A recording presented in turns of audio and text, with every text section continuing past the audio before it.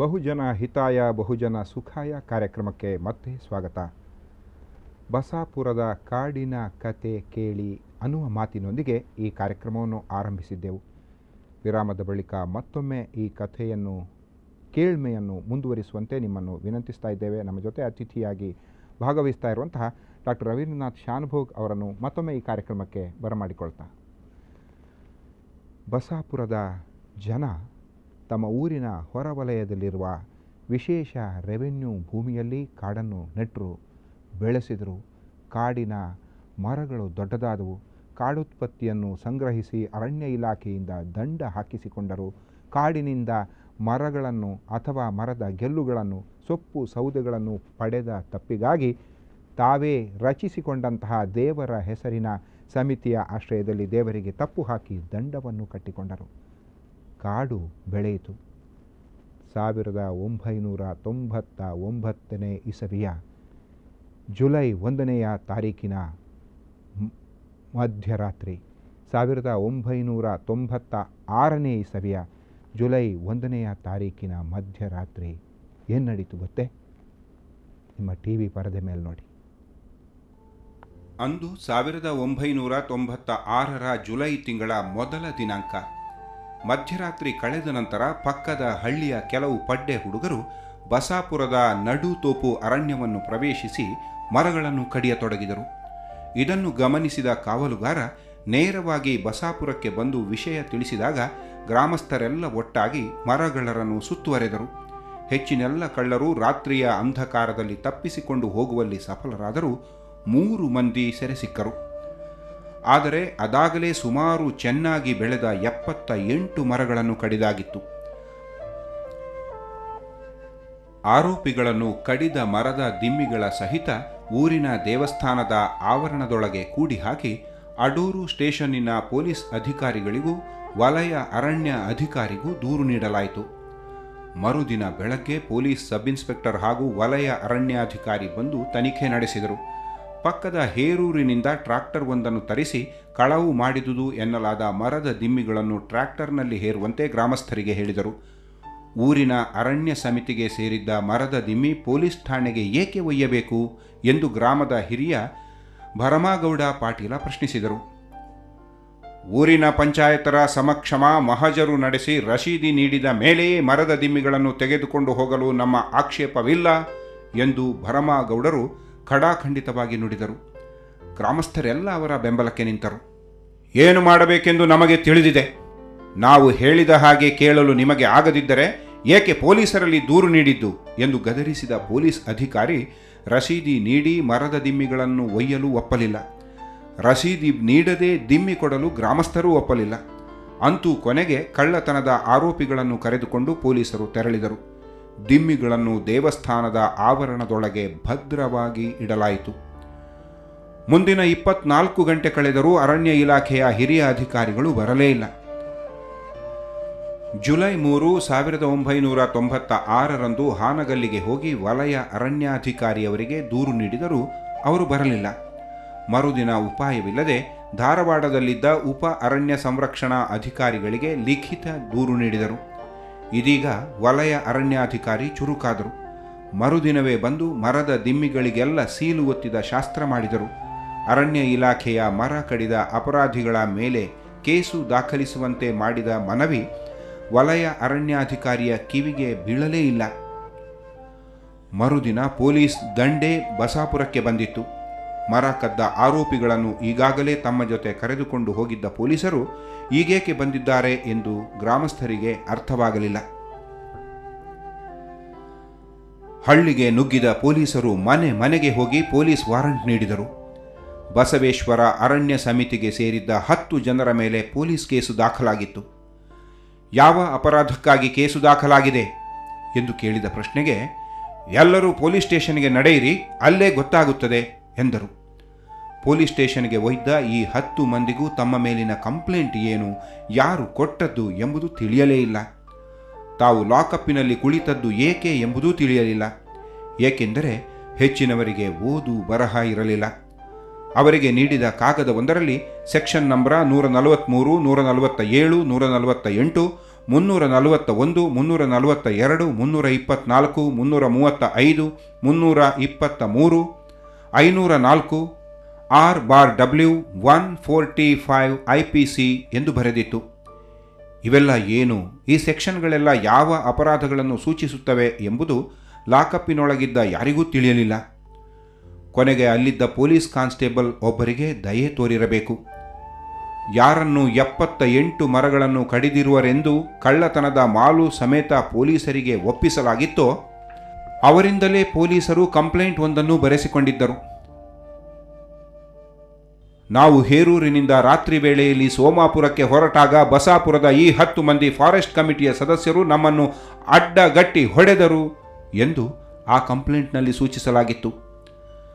ಬಸಾಪುರದ forest ಕಮಿಟಿಯು 4 ದಿನಗಳ ಹಿಂದೆ ಇದೇ ಪೊಲೀಸರಿಗೆ ನೀಡಿದ್ದ ದೂರಿನ ವಿಚಾರಣೆ ನಡೆಯುವುದು ಬಿಡಿ, ದೂರನ್ನು ಪೊಲೀಸರು ದಾಖಲಿಸಿರಲೂ ಇಲ್ಲ. ಬದಲಾಗಿ ದೂರು ಕೊಟ್ಟವರನ್ನೇ ಹಿಡಿದು ಲಾಕಪ್ಪಿನೊಳಗೆ ತೂರಲಾಗಿತ್ತು. ಪೊಲೀಸರು ದೂರು ದಾಖಲಿಸದಿದ್ದರೇನು, ಅರಣ್ಯ ಇಲಾಖೆಯ ಅಧಿಕಾರಿಗಳಾದರೂ ತಮ್ಮ ಸಹಾಯಕ್ಕೆ ಬಂದಾರು ಎಂದು ಎಣಿಸಿದ್ದೂ ವ್ಯರ್ಥವಾಯಿತು. ವಲಯ ಅರಣ್ಯಾಧಿಕಾರಿಯಂತೂ ಬರಲಿಲ್ಲ. ACF, DCF ಅವರಿಗೆ ಬರೆದದ್ದೂ ವ್ಯರ್ಥವಾಗಿತ್ತು. ಸಾಮೂಹಿಕ ಅರಣ್ಯ ಯೋಜನೆಗೆ ಸೇರಿಕೊಂಡಿದ್ದಕ್ಕಾಗಿ ಈ ನಾಗರಿಕರೆಲ್ಲ ತಮ್ಮನ್ನು ತಾವೇ ಶಪಿಸಿಕೊಂಡರು. ಅರಣ್ಯ ಬೆಳೆಸುವುದು, ಪರಿಸರ ರಕ್ಷಣೆ ಮುಂತಾದವುಗಳ ಬಗ್ಗೆ ಇದ್ದ ಹುಚ್ಚೆಲ್ಲ ಲಾಕಪ್ಪಿನೊಳಗಿನ ನುಸಿ ಕಾಟದಿಂದ ಸಂಪೂರ್ಣವಾಗಿ ಇಳಿದಿತ್ತು. ಇತ್ತ ಬಸಾಪುರ ಗ್ರಾಮದಲ್ಲಿ ಮೌನ ಕವಿದಿತ್ತು. ಇಷ್ಟೆಲ್ಲಕ್ಕೂ ಭರಮಗೌಡ ಪಾಟೀಲರ ಹಠವೇ ಕಾರಣ. ಕಡಿದ ಮರದ ದಿಮ್ಮಿಗಳಲ್ಲಿ ಒಂದಿಷ್ಟನ್ನು ಪೊಲೀಸ್ ಅಧಿಕಾರಿಗೆ ಕೊಟ್ಟರೆ ಏನು ಮಹಾಗಂಟು ಮುಳುಗುತ್ತಿತ್ತು ಎಂದು ಹಲವರು ಊರಿನ ಹಿರಿಯ ಭರಮಗೌಡ ಪಾಟೀಲರನ್ನೇ ದೂರಿದರು. ಆದರೆ ಭರಮಗೌಡ ಪಾಟೀಲರು ಮಾತ್ರ, ನಾನು ಯಾವ ಕಾರಣಕ್ಕೂ ಪರಿಸ್ಥಿತಿಯೊಂದಿಗೆ ರಾಜಿ ಮಾಡಿಕೊಳ್ಳುವುದಿಲ್ಲ, ಮರದ ದಿಮ್ಮಿಗಳನ್ನು ಪೊಲೀಸ್ ಅಥವಾ ಫಾರೆಸ್ಟ್ ಅಧಿಕಾರಿಗೆ ಉಡುಗೊರೆಯಾಗಿ ಕೊಡುವ ಪ್ರಶ್ನೆಯೇ ಇಲ್ಲ ಎಂದರು. ಯಾವ ತಪ್ಪು ಮಾಡಿರದ ತಮ್ಮ ಗಂಡಸರನ್ನು ಪೊಲೀಸರಿಂದ ರಕ್ಷಿಸಲು ಊರಿನ ಮಹಿಳೆಯರು ಪಣ ತೊಟ್ಟರು. ಲಕ್ಕವರ ನೇತೃತ್ವದಲ್ಲಿ ಹಾವೇರಿಯ ಹಿರಿಯ ಪೊಲೀಸ್ ಅಧಿಕಾರಿಯನ್ನು ಭೇಟಿಯಾಗಿ ಮನವಿ ಸಲ್ಲಿಸಿದರು. ಏನೂ ಉಪಯೋಗವಾಗಲಿಲ್ಲ. ಕೊನೆಗೆ ಹಾವೇರಿಯ ಪರಿಸರ ವೇದಿಕೆಯ ಅಧ್ಯಕ್ಷೆ ಮಾಧುರಿ ದೇವಧರರನ್ನು ಸಂಪರ್ಕಿಸಿದರು. ವೇದಿಕೆಯ ಕಾರ್ಯಕರ್ತರೊಂದಿಗೆ ಪೊಲೀಸ್ ಅಧಿಕಾರಿಗಳನ್ನು, ಅರಣ್ಯ ಅಧಿಕಾರಿಗಳನ್ನು ಸಂಪರ್ಕಿಸಿ ಪ್ರಯೋಜನವಾಗದಿದ್ದಾಗ ಮಾಧುರಿ ದೇವಧರ್ ಅವರು ಪತ್ರಿಕಾಗೋಷ್ಠಿಯೊಂದನ್ನು ಕರೆದು ಅರಣ್ಯ ಸಂರಕ್ಷಣಾ ಸಮಿತಿ ಸದಸ್ಯರಿಗಾದ ಅನ್ಯಾಯ ವಿವರಿಸಿದರು. ಕರ್ನಾಟಕದ ಪ್ರಮುಖ ಪತ್ರಿಕೆಗಳಾದ ಕನ್ನಡಪ್ರಭ, ಪ್ರಜಾವಾಣಿ, ಸಂಯುಕ್ತ ಕರ್ನಾಟಕ, ಲೋಕದರ್ಶನ, ವಿಶಾಲ ಕರ್ನಾಟಕ ಮುಂತಾದ ಪತ್ರಿಕೆಗಳು ಈ ಬಗ್ಗೆ ವರದಿಗಳನ್ನು ಪ್ರಕಟಿಸಿದವು. ಈಗಾಗಲೇ ದಪ್ಪ ಚರ್ಮ ಬೆಳೆಸಿಕೊಂಡಿದ್ದ ಅರಣ್ಯ ಇಲಾಖೆಗೆ ಇದೆಲ್ಲ ಎಲ್ಲಿ ಕಾಣುತ್ತದೆ? ಸಾಮಾಜಿಕ ಅರಣ್ಯ ಯೋಜನೆ, ಅರಣ್ಯ ಸಂರಕ್ಷಣೆ ಇವೆಲ್ಲದರ ಕಾಳಜಿ ಇದ್ದಲ್ಲಿ ಇಂತಹ ಪ್ರತಿಭಟನೆಗಳಿಗೆಲ್ಲ ಅವಶ್ಯವಾಗಿ ಸ್ಪಂದಿಸುತ್ತಿದ್ದರು.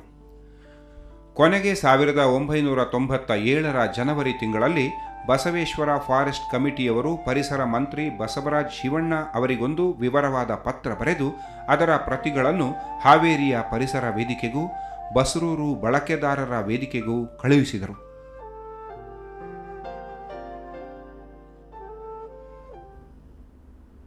ಕಥೆ ಮುಂದುವರಿಯಲಿದೆ. ಇದು ಕಥೆಯ ಆರಂಭ. ಕಥಾನಾಯಕರೆನಿಸಿಕೊಂಡವರು, ಕಾಡನ್ನು ಬೆಳೆಸಿದವರು ಜೈಲಿನ ಒಳಗಡೆ ಕುಳಿತಿದ್ದಾರೆ. ಸರ್, ನಿಮ್ಮನ್ನೊಂದು ಪ್ರಶ್ನೆ ಕೇಳಬೇಕಿದೆ. ಪೂರ್ತಿ ವಿರುದ್ಧವಾಗಿ ಇಲ್ಲಿ ಪೊಲೀಸರು ವರ್ತಿಸುವುದಕ್ಕೆ ಕಾರಣವಾದಂತಹ ಪ್ರಮುಖ ಅಂಶ ಯಾವುದು? ನಿಜವಾಗಿ ಮರ ಕಡಿದ 10 ಮಂದಿಯಲ್ಲಿ 3ರನ್ನು ಹಿಡಿದು ಅವರು ಒಂದು ಊರಿನಿಂದ ಇನ್ನೊಂದು ಊರಿಗೆ ದಾಟುವ ಸಂದರ್ಭದಲ್ಲಿ ಬಸವೇಶ್ವರ ಅರಣ್ಯ ರಕ್ಷಣಾ ಸಮಿತಿಯವರು ನಮ್ಮನ್ನು ಹೊಡೆದರು ಅನ್ನುವ ಕಂಪ್ಲೇಂಟ್ ಕೊಡಿಸಿ ಇವರನ್ನು ಒಳಹಾಕಲು ಕಾರಣವಾದಂತಹ ಪ್ರಮುಖ ಒಂದು ವಿಚಾರ ಯಾವುದು? ಅದು ಯಾರಿಗೂ ಅರ್ಥ ಆಗುತ್ತೆ ಯಾಕೆ ಅಂಥೇಳಿ. ಅವ್ರು ಕೇಳಿದಿಷ್ಟೇ, ಈಗ ಕಡ್ದಾಯ್ತಲ್ಲ, 70-80 ಮರಗಳನ್ನು ಕಡಿದಿದ್ದಾರೆ. ಆ ಕಡಿದ ಮರಗಳನ್ನು ನಾವು ಸಾಗಿಸ್ತೀವಿ. ಎಲ್ಲಿಗೆ? ಪೊಲೀಸ್ ಸ್ಟೇಷನ್ಗೆ ಸಾಗಿಸ್ತೀವಿ. ಅದರ ನಂತರ ಎಲ್ಲಿ ಬೇಕಾದ್ರೆ ಸಾಗಿಸ್ತೀವಿ. ಹಾಂ, ಅದನ್ನು ನೀವು ಕೇಳುವವರು ಯಾರು? ನಿಮ್ಮ ಕಂಪ್ಲೇಂಟ್ ಕಳ್ಳರ ಮೇಲೆ, ಅದನ್ನು ನಾವು ನೋಡ್ಕೊಳ್ತೀವಿ. ಇಂತಹ ಒಂದು ಯಾಕಂದರೆ ನೋಡಿ ಅಲ್ಲಿ ನೋಡಿ ಉತ್ತರ ಕರ್ನಾಟಕ ಬೆಲ್ಟ್ನಲ್ಲಿ ಇಂದಿಗೂ ಬಹಳ ಅನಕ್ಷರಸ್ಥ ಇದೆ, ಬಹಳ ಬಡವರಿದ್ದಾರೆ. ಆದರೆ ಅವರು ಬಹಳ ಸಾತ್ವಿಕರು ಮತ್ತು ಹೈಲಿ ಪ್ರಿನ್ಸಿಪಲ್ಡ್ ಪೀಪಲ್. ಅವ್ರು ಯಾವುದಕ್ಕೂ ಬಗ್ಗುವವರಲ್ಲ. ಅದೇ ವೇಳೆ ಈ ಅಧಿಕಾರಿಗಳು ತಮ್ಮಿಂದ ಎಷ್ಟು ಸಾಧ್ಯ ಉಂಟೋ ಅಷ್ಟು ಜಬರ್ದಸ್ತಿಯನ್ನು ತೋರಿಸಲಿಕ್ಕೂ ಭಾಳ ಫೇಮಸ್ ಆಗಿದ್ದಾರೆ. ಆದ್ದರಿಂದ ಮೊದಲು ಯಾವ ಪತ್ರಿಕೆಯಲ್ಲೆಲ್ಲ ಬಂದಿತ್ತಿದು, ಆ ಹೆಂಗಳೆಯರೆಲ್ಲ ಪೊಲೀಸ್ ಹತ್ರ ಹೋಗಿ ಹೇಳಿದರು, ಯಾವುದೇ ಪ್ರಯೋಜನ ಆಗಿರಲಿಲ್ಲ ನೋಡಿ.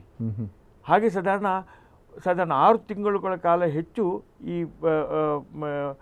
ಫಾರೆಸ್ಟ್ ಕಮಿಟಿಯ ಸದಸ್ಯರೆಲ್ಲ ಪೊಲೀಸ್ ಇದು ಜೈಲಿನಲ್ಲಿದ್ದರು. ಹೇಳಿ ಕೇಳಿ ದೇವರ ಹೆಸರಿನಲ್ಲಿ ಆ ಅರಣ್ಯವನ್ನು ರಕ್ಷಿಸಿದ್ರು, ಬೆಳೆಸಿದ್ರು. ಬಹಳ ಸ್ವಾಭಾವಿಕವಾಗಿ ಅವರಿಗೆ ಆ ಮರಗಳ ಬಗ್ಗೆ, ಅರಣ್ಯದ ಬಗ್ಗೆ, ಪರಿಸರದ ಬಗ್ಗೆ ಪ್ರೀತಿ ಇತ್ತು. ಅದನ್ನು ಕಡಿದದ್ದು ದುಃಖ ಬೇರೆ. ಮತ್ತು ಇವರು ಕೊಂಡೋಗಿ ರಶೀದಿ ಕೊಡೋದಿಲ್ಲ ಅಂತ ಹೇಳಿದಾಗ ಬಹುಶಃ ಊಹಿಸಿದ್ರೆ ಏನೋ ಮಸಲತ್ತಿದೆ ಇದರಲ್ಲಿ, ರಶೀದಿ ಕೊಡದೆ ನಾವು ಮರಗಳನ್ನು ಕೊಡುವುದಿಲ್ಲ ಅಂತ. ಅಲ್ಲ, ಅವರು ಹೇಳಿದರು, ಈಗ ಇದು ದೇವರ ಸೊತ್ತು, ಇದನ್ನು ನೀವು ತೆಗೆದುಕೊಂಡು ಹೋಗಬೇಕಾದ್ರೆ ರಸೀದಿ ಕೊಡಿ. ಯಾಕಂದರೆ ಅದು ಎಲ್ಲಿ ಹೋಗುತ್ತೆ ಅಂತ ಗೊತ್ತಾಗಬೇಕಲ್ಲ. ಮತ್ತು ಫಾರೆಸ್ಟ್ ಡಿಪಾರ್ಟ್ಮೆಂಟ್ನವರು ಕೇಳ್ಬೋದು ನಾಳೆ ಇಷ್ಟು ದಮ್ಮಿ ಎಲ್ಲಿ ಹೋಯಿತು ಅಂತ. ಹಾಗಾಗಿ ಈ ಗ್ರಾಮ ಅರಣ್ಯ ಸಮಿತಿಯವರು ನೇರವಾಗಿ ಪ್ರಶ್ನೆ ಮಾಡಿದರು ಪೊಲೀಸ್ ಡಿಪಾರ್ಟ್ಮೆಂಟ್ ಒಟ್ಟಿಗೆ, ನೀವು ತೆಗೆದುಕೊಂಡು ಹೋಗೋದಂತಾದರೆ ಇದನ್ನು ತೆಗೆದುಕೊಂಡು ಹೋಗಿದ್ದೇವೆ ಅಂತೇಳಿ ರಸೀದಿ ಕೊಡಿ ಅಂತ ಅಷ್ಟೇ ಕೇಳಿದ್ದು. ಅದೇ ಅವರ ತಪ್ಪು.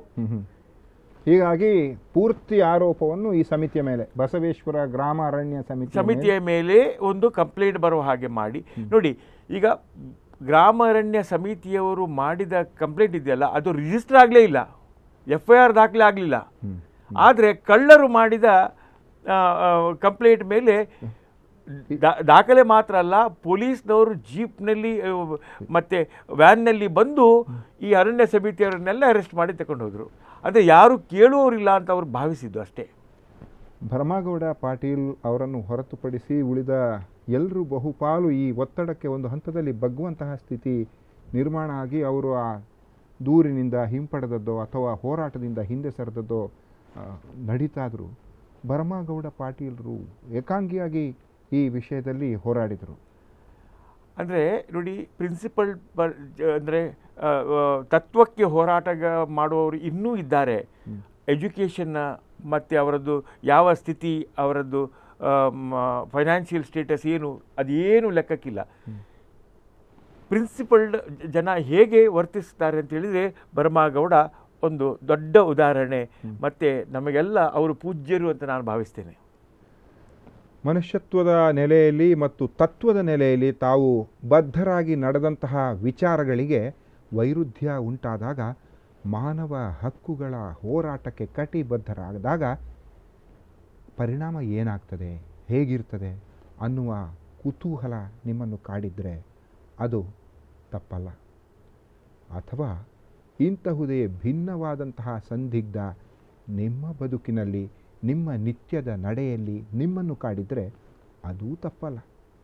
ತಪ್ಪಿರುವುದೆಲ್ಲಿ, ಅದನ್ನು ಒಪ್ಪು ಮಾಡಿಕೊಳ್ಳುವುದು ಹೇಗೆ, ಗೆಲುವನ್ನು, ನ್ಯಾಯವನ್ನು, ನಿಷ್ಠೆಯನ್ನು, ತತ್ವಾದರ್ಶಗಳನ್ನು ಅಪ್ಪುವುದು ಹೇಗೆ ಅನ್ನುವ ಪ್ರಶ್ನೆಗಳನ್ನು ನಿಮ್ಮ ಮನಸ್ಸಿನಲ್ಲಿ ಮೂಡಿಸಿಕೊಟ್ಟು ಹೋರಾಟ ನಿಮ್ಮದು, ಬೆಂಬಲ ನಮ್ಮದು ಅನ್ನುವುದನ್ನು ನಿವೇದಿಸುವ ಈ ಕಾರ್ಯಕ್ರಮದಲ್ಲಿ ಅತ್ಯಂತ ಮುಖ್ಯವಾದಂತಹ ವಿಚಾರಗಳನ್ನು ನಿಮ್ಮೊಡನೆ ಹೇಳುವುದಿದೆ. ಕುತೂಹಲಕಾರಿಯಾದಂತಹ ಘಟ್ಟವನ್ನು ನಾವು ತಲುಪ್ತಾ ಇದ್ದೇವೆ. ಕೆಲವೇ ಕ್ಷಣಗಳಲ್ಲಿ ಇದು ನಿಮ್ಮೆದುರು ತೆರೆದುಕೊಳ್ಳುತ್ತದೆ. ಆದರೆ ಅದಕ್ಕಿಂತ ಮೊದಲು ಒಂದು ಪುಟ್ಟ ವಿರಾಮವನ್ನು ನಾವು ತೆಗೆದುಕೊಳ್ಳಬೇಕಿದೆ.